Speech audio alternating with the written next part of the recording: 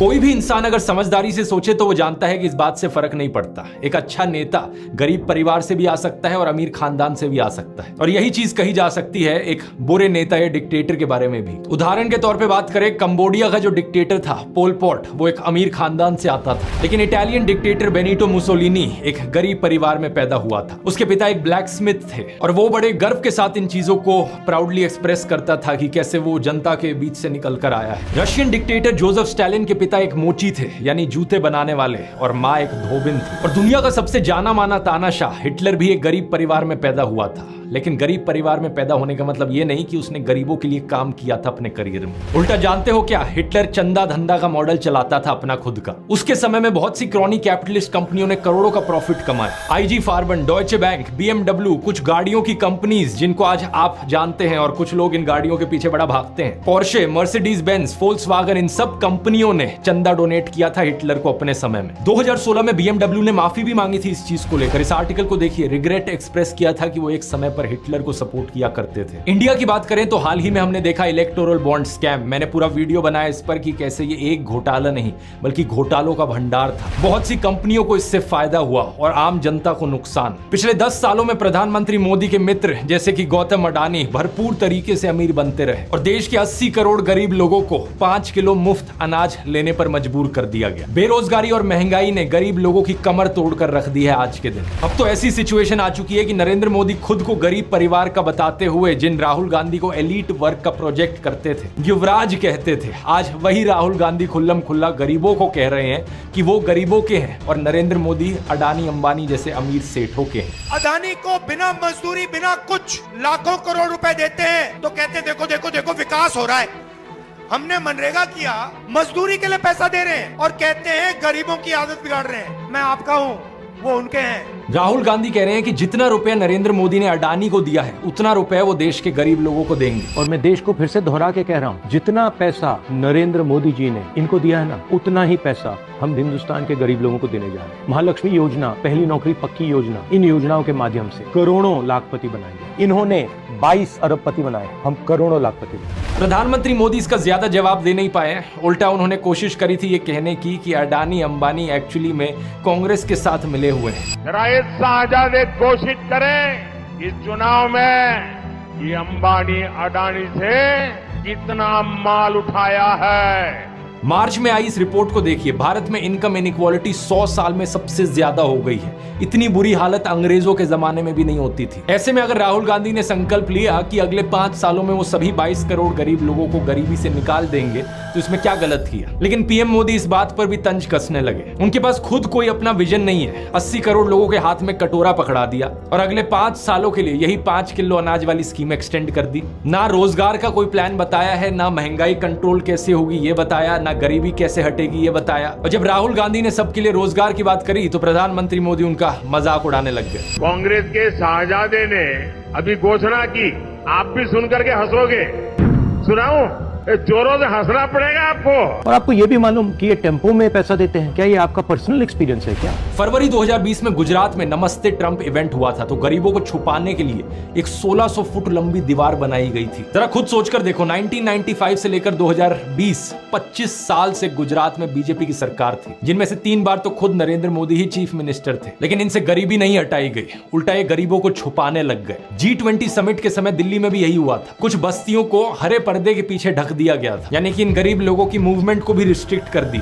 इसी के तहत ये पूरी दुकानें यहाँ से ढक दी गई हैं। जो थोड़ा झुग्गी टाइप घर थे उनको भी ढक दिया गया है यहाँ पर। सोचिए कि ये कितना डीह्यूमनाइजिंग है। कोई आपसे कहे कि तुम अच्छे नहीं लग रहे हो, तुम तो एक दाग धब्बा हो। वो गोरे सेठ आ रहे हैं हमारे देश में घूमने, तुम्हें एक पर्दे के पीछे छुपा दिया जाएगा। कैसा लगेगा आपको ये सुनकर? उन गरीबों की सोचो, उन्हें कैसा लगा होगा। सीधा कहते हैं कि यहाँ से जाओ, उस गरीब को तो भगा सकते हो, उस अमीर को भगा के देखो ना। तो इन सब चीजों के चलते नरेंद्र मोदी की ये जो गरीब परिवार वाली ब्रांडिंग थी, अब ये लगभग खत्म हो चुकी है। लेकिन उनके कल्ट ऑफ पर्सनैलिटी का ये केवल एक हिस्सा है। दूसरा हिस्सा यहाँ पर आता है उनके परिवार को लेकर। व्हाट्सएप पर और गोदी मीडिया के जरिए आपको बार बार बताया जाता है कि नरेंद्र मोदी इतने महान हैं क्योंकि उन्होंने देश के लिए अपने परिवार को छोड़ दिया, अपनी पत्नी को छोड़ दिया। देखो वैसे ये एक पर्सनल मामला है, किसी पति पत्नी की आपस में ना बने ये कोई बड़ी चीज नहीं है, बहुत से लोगों के साथ ऐसा होता है, लेकिन यही लोग खुद इस पर्सनल बात को बीच में लाते हैं इसे अचीवमेंट के तौर पर दिखाने के लिए। देश के लिए पत्नी को छोड़ दिया, कोई सेंस है इस बात का? पूर्व प्रधानमंत्री लाल बहादुर शास्त्री जी ने तो अपनी पत्नी को नहीं छोड़ा, तो क्या वो देश के लिए काम नहीं कर पाए? महात्मा ज्योतिबा फूले की पत्नी सावित्रीबाई फूले के बारे में तो सब जानते हैं, क्या उन्होंने देश के लिए महान काम नहीं किया? आपने अगर रामलीला देखी है तो उसमें भी देखा होगा कि कैसे सीता जी ने भी भगवान राम का साथ दिया वनवास में, और राम ने उन्हें बचाने के लिए क्या क्या नहीं किया। तो व्हाट्सएप यूनिवर्सिटी की एक ऐसी घटिया नारी विरोधी मानसिकता है जहां आप औरत को एक अड़चन की तरह देखते हो, जहां आप पत्नी को छोड़ देने को एक अचीवमेंट की तरह दिखाते हो। और केवल पत्नी ही नहीं बल्कि नरेंद्र मोदी के परिवार को लेकर भी व्हाट्सएप माफिया यही बात फैलाता है। अरे औरों की तो छोड़ो, नरेंद्र मोदी खुद इस बात को बार बार दोहराते रहते हैं, कहते हैं कि उन्होंने अपने परिवार को देश के लिए छोड़ दिया। मेरे देशवासियों, मैंने घर, परिवार, सब कुछ देश के लिए छोड़ा है। पंजाब केसरी अखबार ने तो उनकी चरण वंदना करते हुए उनकी तुलना भगवान बुद्ध और महावीर जैन से कर डाली। लेकिन इन लोगों से मैं पूछना चाहता हूं, कभी भगवान बुद्ध ने अपना घर छोड़कर ऐसे बयान दिए क्या? सम्माननीय आदरणीय दीदी, आदरणीय दीदी, ओ दीदी। किसी औरत को कांग्रेस का विधवा कहा, 50 करोड़ की गर्लफ्रेंड कहकर अपमानित किया, समाज में नफरत का जहर बोया। सत्ता पाने के लिए भगवान बुद्ध ने ये सब नहीं किया था, वो तो खुद एक राजकुमार थे। वो तो सत्ता को, महल को और सिंहासन को छोड़कर जंगल में गए थे, और उनके पीछे उनके माँ बाप, उनकी पत्नी यशोधरा और उनके बेटे राहुल तो राजमहल में सुविधाओं के साथ जी रहे थे। और जब बुद्ध की ज्ञान प्राप्ति हुई तो जानते हैं उन्होंने सबसे पहले क्या कहा था? oshonews.com पर ओशो के एक लेक्चर का ट्रांसक्रिप्ट दिया हुआ है। जब बुद्ध को ज्ञान प्राप्ति हुई तो पहली बात उन्होंने अपने शिष्यों से ये कही, मैं यशोधरा के पास जाना चाहता हूं, उससे बात करना चाहता हूं। ये सुनकर आनंद व्याकुल हो गए, बोले कि ये ठीक नहीं है, लोग क्या कहेंगे? बुद्ध ने कहा मुझे उसका धन्यवाद करना है उसकी मदद के लिए, और जो मेरे साथ हुआ, जो मुझे मिला, इसका कुछ हिस्सा मुझे उसे देना है, ये उसका कर्ज है मुझ पर। और वो गए। यशोधरा ने उन्हें देखा, 12 साल का गुस्सा उनके अंदर था। वो बोली मुझसे कहकर तो जाते, क्या मैं तुम्हें रोकती? इतना भी विश्वास नहीं था मुझ पर। बुद्ध ने माफी मांगी, ये कहा कि मैं नासमझ था, अब समझ आई तो वापस आया हूं। सुनो, कुछ अद्भुत हो गया है। मेरा पहला दायित्व तुम्हारे प्रति है, इसलिए वह अनुभव तुम्हारे साथ साझा करूंगा। यशोधरा की आंखों से आंसू झरने लगे। आप प्रधानमंत्री मोदी का इंस्टाग्राम अकाउंट देखिए जरा। प्रियंका चोपड़ा और निक जोनस की वेडिंग रिसेप्शन में गए, उन्हें बधाई दे रहे हैं। इस वीडियो को देखिए, विराट कोहली और अनुष्का शर्मा के वेडिंग रिसेप्शन पे जाकर उन्हें गुलाब दे रहे हैं। मलयालम एक्टर सुरेश गोपी की बेटी की शादी में गए। टाइम्स नाउ की एंकर नविका कुमार के बेटे की शादी में गए। मुकेश अंबानी ने हॉस्पिटल खोला तो वहां बधाई देने पहुंच गए। इस न्यूज आर्टिकल को भी देखिए। नरेंद्र मोदी ने गौतम अडानी के बेटे करण की ग्रैंड एंगेजमेंट सेरेमनी को भी अटेंड किया। तो बॉलीवुड सेलिब्रिटीज और अमीर सेठों की शादियों में जाने के लिए बहुत समय है इनके पास। हालांकि इसमें कुछ गलत नहीं है, इनकी मर्जी अगर ये जाना चाहें तो।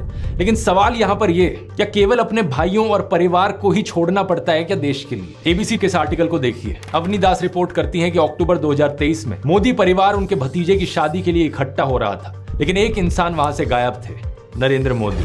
आपने फोटोज और वीडियोस में जरूर देखा होगा कि प्रधानमंत्री मोदी अपनी माताजी से मिलने जाया करते थे, जो कि अच्छी बात है। लेकिन कभी आपने नोटिस किया कि केवल वहां 3 लोग होते थे इस मुलाकात में? प्रधानमंत्री मोदी, उनकी माताजी और कैमरामैन। कभी कभार मुलाकात में 2-3 और लोग होते थे, लेकिन वो हमेशा और कैमरामैन ही होते थे। 3 साल पहले बीबीसी कॉरेस्पॉन्डेंट तेजस वैद्या ने प्रधानमंत्री मोदी के भाई प्रहलाद मोदी से बात करी, और सुनिए उनका क्या कहना था। तेरे परिवार ने दूर रखवानी सूचना आपवामां आवे। इस बात को लेकर स्पष्ट निर्देश होता है कि परिवार के बाकी सदस्य दूर ही रहें। प्रधानमंत्री मोदी की भतीजी सोनल मोदी ने भी यही बताया कि उनको मना किया गया है। उनसे पूछा गया कि शपथ ग्रहण समारोह में बहुत से लोगों को निमंत्रित किया गया, लेकिन उन्हें क्यों नहीं बुलाया गया?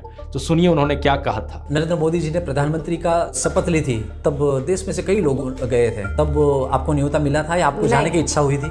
इच्छा तो सबको होती है, पर अफसोस है कि हमें इनविटेशन नहीं दिया गया। G20 की थीम रखी गई थी वसुदेव कुटुंबकम, यानी पूरी दुनिया एक परिवार है।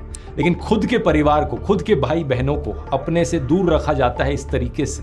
आखिर क्या कारण है? भगवान राम तो अपने परिवार के साथ रहते थे। राम, लक्ष्मण, भरत, शत्रुघ्न, चारों भाइयों में कितना प्यार था। क्या इसका मतलब ये हुआ कि राम जनता के लिए काम नहीं कर पाए?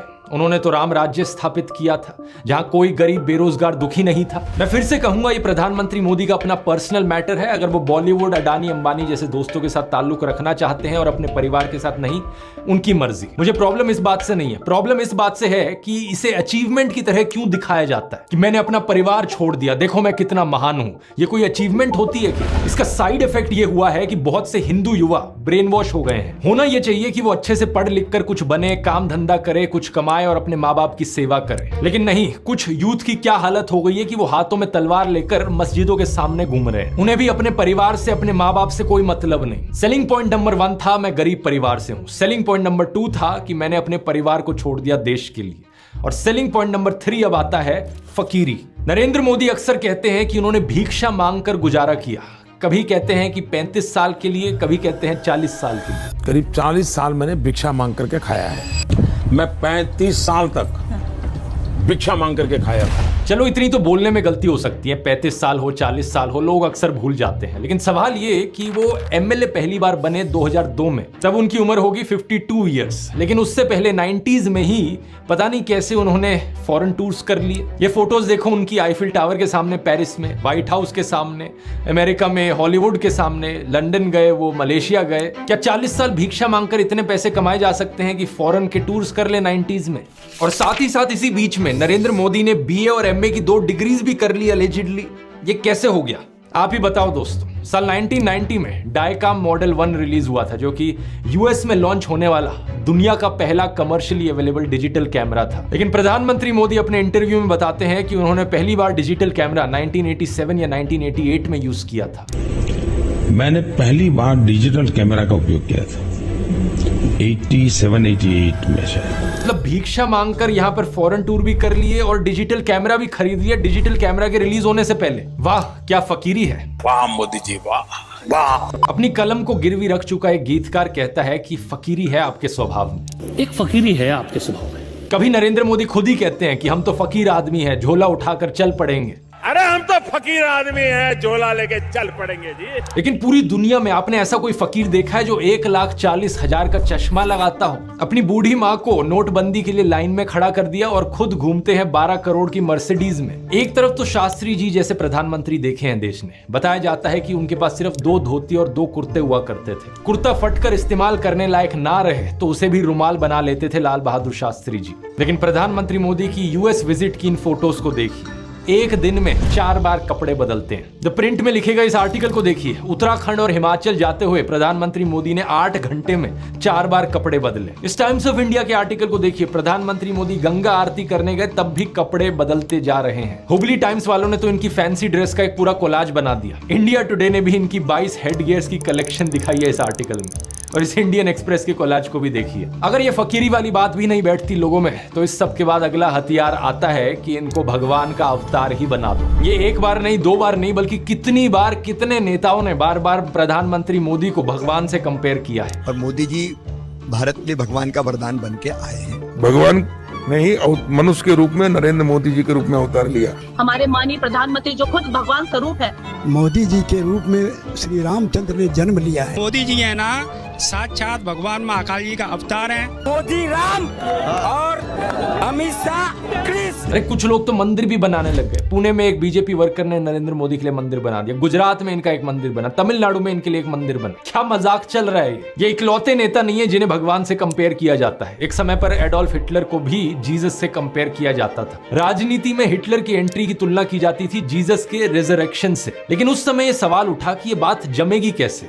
जीसस तो शांति की मूर्त थे, सूली पर भी चढ़ाया गया उन्हें, तब भी उनके दिल में कोई नफरत नहीं थी। बोले कि हे भगवान, उन्हें माफ करना। जबकि हिटलर तो नफरत का सौदागर था, तो कैसे जीसस का इस्तेमाल किया जाए नफरत फैलाने के लिए और हिटलर को उससे भी कंपेयर किया जाए? इसके लिए हिटलर और नाजी लोगों ने बाइबल को ही बदल डाला। मजाक नहीं कर रहा, ओल्ड टेस्टामेंट जो थी बाइबल की, उसे ही हटा दिया गया उनके समय में। जीसस को इस तरीके से चित्रित किया गया कि वो ऐसा लगे कि वो यहूदियों के खिलाफ लड़ने वाले एक फाइटर हो। सिमिलरली बीजेपी के लोग बार बार नरेंद्र मोदी को भगवान का अवतार करके पुकारते हैं। लेकिन यहां भी दिक्कत वही आ जाती है कि नरेंद्र मोदी तो नफरत फैलाते हैं, लेकिन श्री राम की सूरत में दिखती है विनम्रता, सौम्यता, करुणा। राजा रवि वर्मा की इस आइकॉनिक पेंटिंग को देखिए, राम दरबार, जो कि हमारे देश के करोड़ों घरों में लगी हुई है। इस प्रॉब्लम का समाधान ढूंढने के लिए इनके लोगों ने राम की सूरत बदलनी शुरू कर दी। पिछले कुछ सालों में आपने देखा होगा ये एंग्री हनुमान और एंग्री राम की आइकॉनोग्राफी गाड़ियों के पीछे इसे लगाया जाता है, ये दर्शाने के लिए कि ये है असली में भगवान राम। चरित्र ही बदल दो भगवान का। रामायण में मुसलमानों का कोई जिक्र नहीं है, लेकिन इन लोगों ने रामायण को भी तोड़ मरोड़ दिया अपने नफरतखोर एजेंडा के लिए। 2016 में एक बीजेपी एमपी ने कहा कि मुसलमान तो रावण के डिसेंडेंट्स हैं। व्हाट्सएप माफिया वालों ने हमारे हिंदू स्क्रिप्चर्स में एक झूठा कोट इंसर्ट कर दिया, धर्म हिंसा तथैव च। जो चीज किसी वेद पुराण में नहीं थी, किसी रामायण महाभारत में नहीं थी, इन्होंने जबरदस्ती अपना नफरतखोर एजेंडा बीच में घुसा दिया उसके। धर्म हिंसा तथैव च, आपको जान करके आनंद होगा कि ये किसी भी ग्रंथ में कहीं पर भी नहीं लिखा हुआ है, और इससे आपके रोंगटे भी खड़े हो जाने चाहिए कि ये कौन सी सेंट्रलाइज्ड कॉन्स्पिरेसी यूनिट है जो इतनी बड़ी बड़ी साजिशें करती है कि जो बात धर्म ग्रंथ में लिखी भी नहीं हुई है उसको संस्कृत में लिख करके उसको चारों तरफ व्हाट्सएप से और दूसरे जरियों से फैला देती है। सच तो ये है दोस्तों कि ये लोग हमारे हिंदू धर्म को ही तोड़ने मरोड़ने लग गए अपने नफरतखोर एजेंडा को फैलाने के लिए। लेकिन अब बहुत से हिंदुओं को इनका एजेंडा समझ में आ गया है। इस तरीके का हमारे धर्म के साथ खिलवाड़ करना लोगों को अच्छा नहीं लग रहा है, इसलिए ये कार्ड भी अब फेल होता जा रहा है। तो इन बीजेपी वालों ने क्या सोचा कि अवतार से एक लेवल नीचे इन्हें सर्वगुण संपन्न शक्तिमान दिखाया जाए। वाह क्या सीन है, वाह क्या सीन है। लेकिन किसी को यहां शक्तिमान बनाने का सबसे आसान तरीका है कि दूसरी साइड वाले की इमेज नीचे गिराओ। इसलिए इनके आईटी सेल ने राहुल गांधी को पप्पू बना दिया। व्हाट्सएप पर इनकी आधी अधूरी क्लिप्स तोड़ मरोड़ के दिखाई जाने लगी कि जैसे राहुल गांधी में तो कोई समझ ही नहीं है, वो तो बिल्कुल बेवकूफ इंसान है। लेकिन सच्चाई यह है कि पिछले 10 साल में पीएम मोदी ने एक भी प्रेस कॉन्फ्रेंस नहीं करी, कोई अनस्क्रिप्टेड इंटरव्यू नहीं किया, जबकि राहुल गांधी ने दिल्ली यूनिवर्सिटी से लेकर हार्वर्ड यूनिवर्सिटी तक लेक्चर दिए हैं, लोगों से ढेर सारी हर साल 2 साल अनस्क्रिप्टेड इंटरैक्शंस की हैं। ये बात सही है कि उनकी कुछ फनी क्लिप्स जरूर हैं जहां उनके मुंह से कुछ उलट पुलट निकल गया। This morning I got up at night.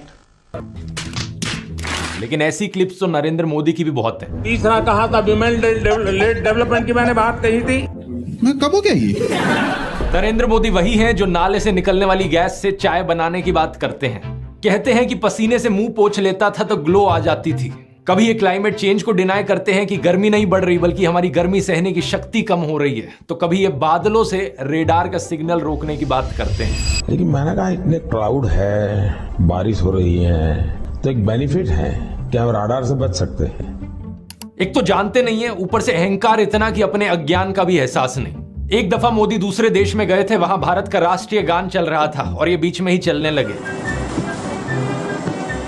ऐसी गलती किसी से भी हो सकती है, लेकिन बात मैं यहां पर यह बताना चाह रहा हूं कि प्रधानमंत्री मोदी की भी फनी क्लिप्स बहुत सारी हैं। दूसरों को पप्पू बोलने से पहले अपनी क्लिप्स पर नजर डाल लो। पप्पू को हारने का डर लग रहा है, पप्पू को नहीं बनाएंगे। और अभी तो एक बहुत बेहतरीन मौका मिला है। हमारे फॉर्मर सुप्रीम कोर्ट के जजेस ने राहुल गांधी और नरेंद्र मोदी दोनों को एक 1-on-1 डिबेट के लिए इनवाइट किया है। राहुल गांधी तो इस इनविटेशन को ऑलरेडी एक्सेप्ट कर चुके हैं, लेकिन नरेंद्र मोदी अभी भी चुप है।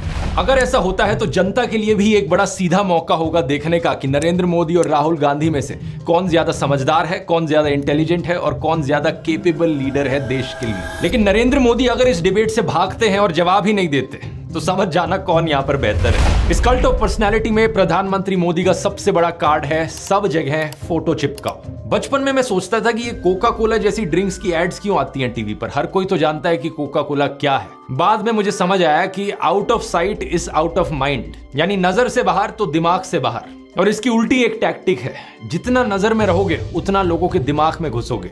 अखबार पर नरेंद्र मोदी, रेडियो पर नरेंद्र मोदी, टीवी चैनलों पर नरेंद्र मोदी, फेसबुक पर नरेंद्र मोदी, पेट्रोल पंप की होर्डिंग्स पर नरेंद्र मोदी, सड़क पर पोस्टर छपे हैं, गूगल एड्स पे करोड़ों खर्च करके अपना चेहरा दिखा रखा है, हर एक सरकारी स्कीम के इश्तिहार पे। अरे ये सब तो छोड़ो, कोविड वैक्सीन के सर्टिफिकेट पे भी नरेंद्र मोदी। सेल्फी पॉइंट्स तक बना डाले इन्होंने जगह जगह। 2022 की इस रिपोर्ट को देखिए। आईएनबी मिनिस्ट्री ने बताया कि सरकार ने 8 सालों में 6400 करोड़ से ज्यादा रुपए खर्च किया एडवर्टाइजमेंट्स पर। हर रोज का 71 लाख रुपए तो अखबारों में ऐड देने में लगा दिया। और ये सब तो सरकारी पैसे से चलने वाली एड्स थी। इसके अलावा जो पार्टी फंड से चलने वाली एड है वो अलग, और गोदी मीडिया के एंकर जो दिन रात चाटुकारिता करते हैं वो अलग। हर जगह नरेंद्र मोदी। एक गायक थे जिम मॉरिसन, उन्होंने कहा था कि जो मीडिया को कंट्रोल करता है वो दिमाग को कंट्रोल करता है। लेकिन एक और सिंगर थे बॉब मार्ले, उन्होंने कहा था कि हर वक्त हर किसी को बेवकूफ नहीं बनाया जा सकता। और अब यही हो रहा है कि हर तरफ मोदी का चेहरा देखकर लोग उकता गए हैं और ये जो वॉर रुकवाने वाली कहानियां हैं इन पर पूछा जा रहा है कि इतनी ही वॉर रुकवाने वाले हो तो मणिपुर की हिंसा क्यों नहीं रुकवा देते। इलेक्ट्रॉन बॉन्ड का पैसा है, कहीं तो यूज होगा, किसी एक्टर को उठा के बेटी बना देंगे, पापा ने वॉर रुकवा दी, पापा मणिपुर के दंगे क्यों नहीं रुकवाते। लोग पूछ रहे हैं कि भारत में सब चंगासी है तो 2022 में सब रिकॉर्ड तोड़ते हुए 2.25 लाख लोगों ने भारतीय नागरिकता क्यों छोड़ दी। इस मोदी मैजिक के खत्म होने का सबसे बड़ा सबूत यही है कि बीजेपी को दूसरी पार्टियों के उन नेताओं को अपनी पार्टी में लाना पड़ रहा है जिन पर भ्रष्टाचार के एक से बढ़कर एक आरोप लगे। अगर मोदी मैजिक अब सही में बचा होता तो मोदी के नाम से ही चुनाव जीता जा सकता था। इन बाहर के नेताओं को लाने की जरूरत नहीं थी अपनी पार्टी में। ये झूठ, डर और नफरत फैलाने की जरूरत नहीं थी। इस वीडियो में तो मैंने आपको नरेंद्र मोदी का वो चेहरा दिखाया है जो व्हाट्सएप माफिया आपको दिखाता रहता है। अगले वीडियो में मैं आपको दिखाऊंगा उनका असली चेहरा, उनके माइंड में क्या क्या चलता रहता है।